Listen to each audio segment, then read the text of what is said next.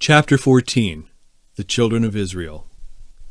This chapter is based on Genesis chapters 37, 39, 41 through 48, and Exodus chapters 1 through 4. Joseph listened to his father's instructions and feared the Lord. He was more obedient to his father's righteous teachings than any of his brethren. He treasured his instructions, and with integrity of heart loved to obey God. He was grieved at the wrong conduct of some of his brethren, and meekly entreated them to pursue a righteous course and leave off their wicked acts. This only embittered them against him. His hatred of sin was such that he could not endure to see his brethren sinning against God. He laid the matter before his father, hoping that his authority might reform them. This exposure of their wrongs enraged his brethren against him. They had observed their father's strong love for Joseph, and were envious of him. Their envy grew into hatred and finally to murder. The angel of God instructed Joseph in dreams which he had innocently related to his brethren. For behold, we were binding sheaves in the field, and lo, my sheaf arose, and also stood upright, and behold, your sheaves stood round about, and made obeisance to my sheaf. And his brethren said to him, Shalt thou indeed reign over us? Or shalt thou indeed have dominion over us? And they hated him yet the more for his dreams and for his words. And he dreamed yet another dream, and told it his brethren, and said, Behold, I have dreamed a dream more. And behold, the sun and the moon and the 11 stars made obeisance to me. And he told it to his father and to his brethren. And his father rebuked him, and said unto him, What is this dream that thou hast dreamed? Shall I and thy mother and thy brethren indeed come to bow down ourselves to thee to the earth? And his brethren envied him, but his father observed the saying. Joseph in Egypt. Joseph's brethren purposed to kill him, but were finally content to sell him as a slave to prevent his becoming greater than themselves. They thought they had placed him where they would be no more troubled with his dreams, and where there would not be a possibility of their fulfillment. But the very course which they pursued God overruled to bring about that which they designed never should take place, that he should have dominion over them. God did not leave Joseph to go into Egypt alone. Angels prepared the way for his reception. Potiphar, an officer of Pharaoh, captain of the guard, bought him of the Ishmaelites. And the Lord was with Joseph, and he prospered him, and gave him favor with his master, so that all he possessed he entrusted to Joseph's care. And he left all that he had in Joseph's hand, and he knew not aught he had, save the bread which he did eat. It was considered an abomination for a Hebrew to prepare food for an Egyptian. When Joseph was tempted to deviate from the path of right, to transgress the law of God and prove untrue to his master, he firmly resisted and gave evidence of the elevating power of the fear of God in his answer to his master's wife. After speaking of the great confidence of his master in him, by entrusting all that he had with him, he exclaimed, How then can I do this great wickedness and sin against God? He would not be persuaded to deviate from the path of righteousness and trample upon God's law by any inducements or threats. And when he was accused, and a base crime was falsely laid to his charge, he did not sink in despair. In the consciousness of innocence and right, he still trusted God. And God, who had hitherto supported him, did not forsake him. He was bound with fetters and kept in a gloomy prison. Yet God turned even this misfortune into a blessing. He gave him favor with the keeper of the prison, and to Joseph was soon committed the charge of all the prisoners. Here is an example to all generations who should live upon the earth. Although they may be exposed to temptations, yet they should ever realize that there is a defense at hand, and it will be their own fault if they are not preserved. God will be a present help, and his Spirit a shield. Although surrounded with the severest temptations, there is a source of strength to which they can apply and resist them. How fierce was the assault upon Joseph's morals!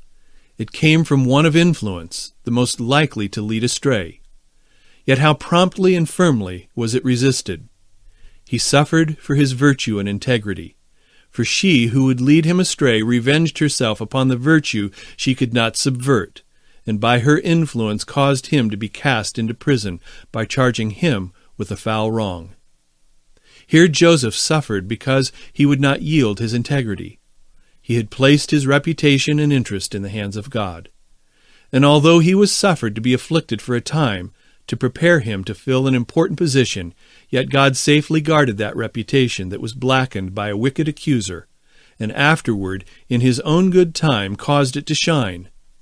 God made even the prison the way to his elevation. Virtue will in time bring its own reward.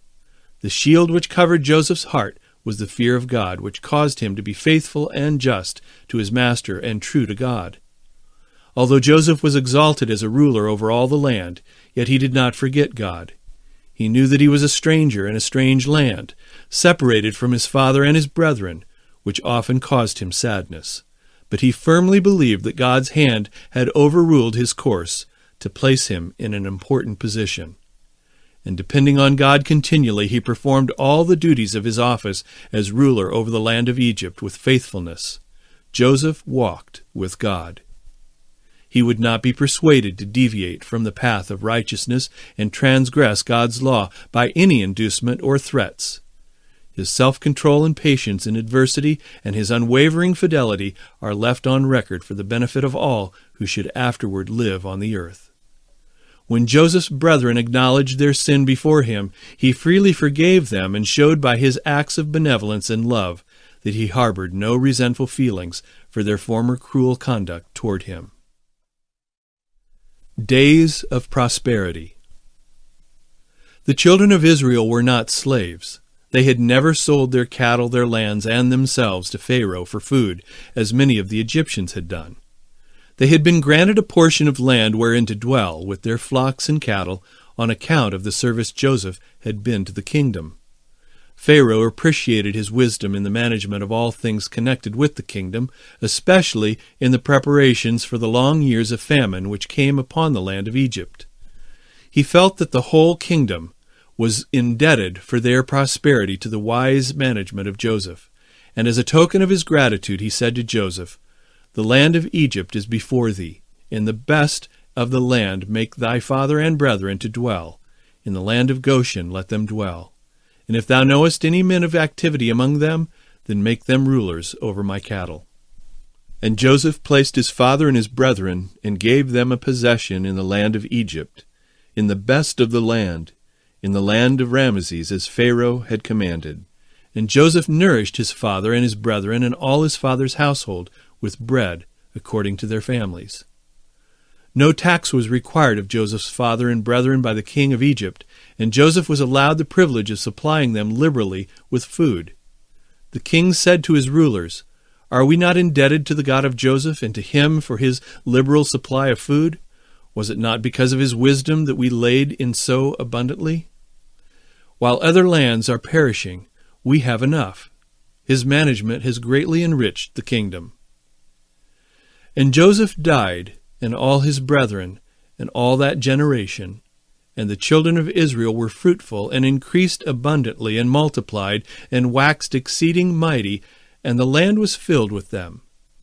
Now there rose up a new king over Egypt, which knew not Joseph. And he said unto his people, "Behold, the people of the children of Israel are more and mightier than we. Come on, let us deal wisely with them, lest they multiply, and it come to pass, that when there falleth out any war, they join also unto our enemies, and fight against us, and so get them up out of the land." The oppression. This new king of Egypt learned that the children of Israel were of great service to the kingdom.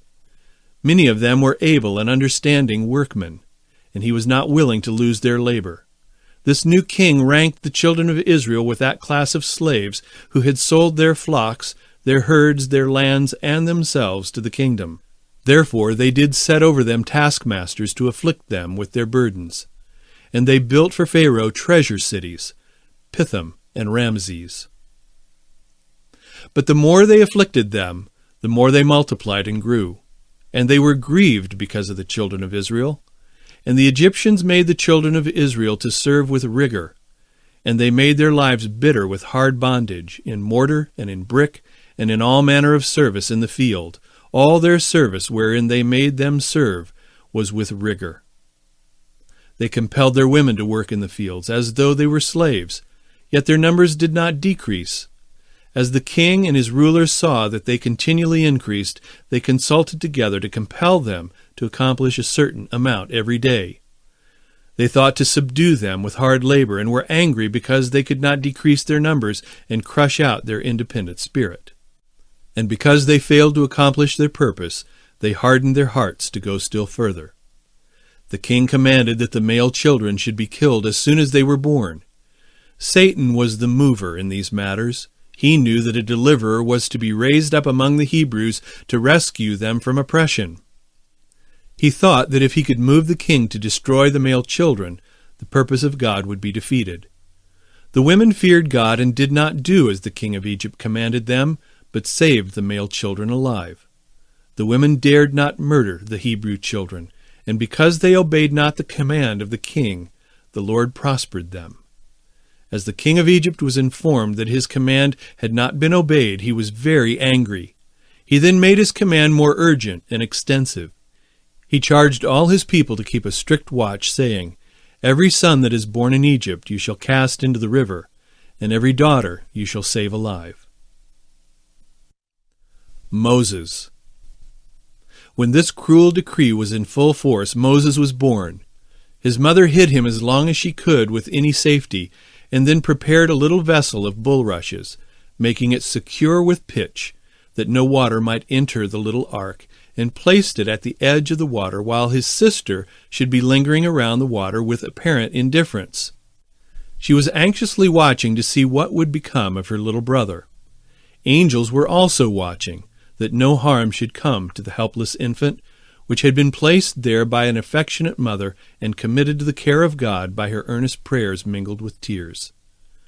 And these angels directed the footsteps of Pharaoh's daughter to the river, near the very spot where lay the innocent little stranger. Her attention was attracted to the little strange vessel, and she sent one of her waiting maids to fetch it to her. And when she had removed the cover of this singularly constructed little vessel, she saw a lovely babe, and behold, the babe wept, and she had compassion on him. She knew that a tender Hebrew mother had taken this singular means to preserve the life of her much-loved babe, and she decided at once that it should be her son. The sister of Moses immediately came forward and inquired, "Shall I go and call to thee a nurse of the Hebrew women, that she may nurse the child for thee?" And Pharaoh's daughter said to her, "Go."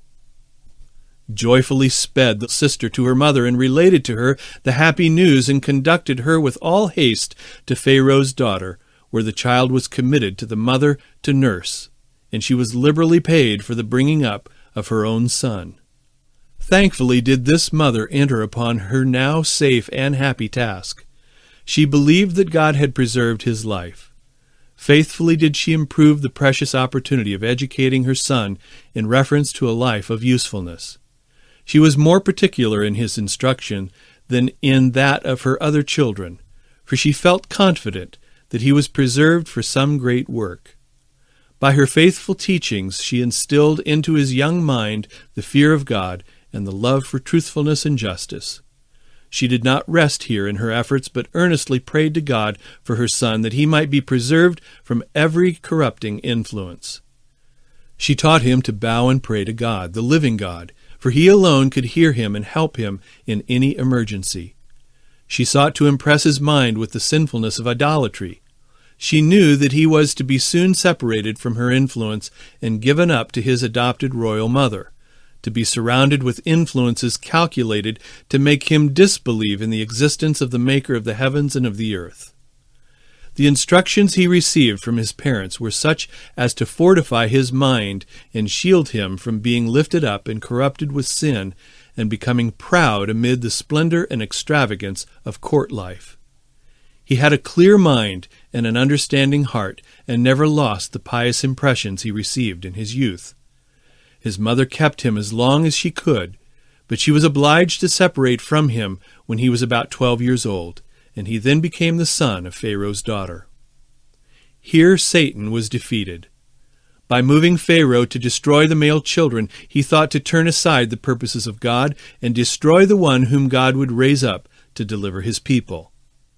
But that very decree appointing the Hebrew children to death was the means God overruled to place Moses in the royal family, where he had advantages to become a learned man and eminently qualified to lead his people from Egypt.